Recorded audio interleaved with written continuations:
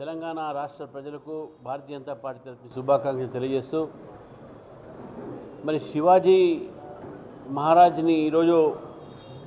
భారతదేశంలో ఒక మంచి యోధుడుగా ఒక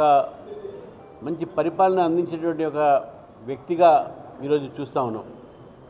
ఒక మతానికి, ఒక కులానికో, ఒక ప్రాంతానికో సంబంధించినటువంటి ఒక రాజు కాకుండా శివాజీ మహారాజు యావత్ దేశంలో కూడా మంచి పరిపాలన యంత్రాంగాన్ని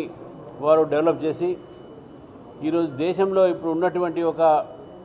ఏవైతే రెవెన్యూ వ్యవస్థ అయితే ఏంది,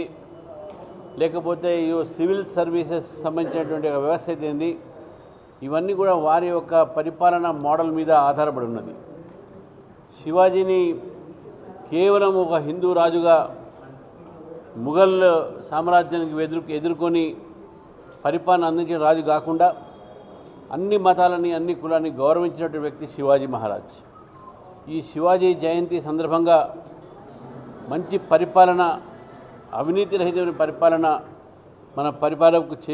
పాలకులు చేయాలని చెప్పేసి కూడా నేను ఈ సందర్భంగా కోరుతూ, మరి ప్రస్తుత రాజకీయ పరిస్థితుల్లో కూడా శివాజీ ఒక పరిపాలన మనకు ఆదర్శంగా, మనకు ఒక ఇన్స్పైరేషన్గా మిగులుతుందని చెప్పేసి కూడా తెలియజేస్తూ, మరి శివాజీ మహారాజుని మనం ఒక హిందూ రాజుగానే కాకుండా, హిందూ ఆరాధ్య పురుషుడే కాకుండా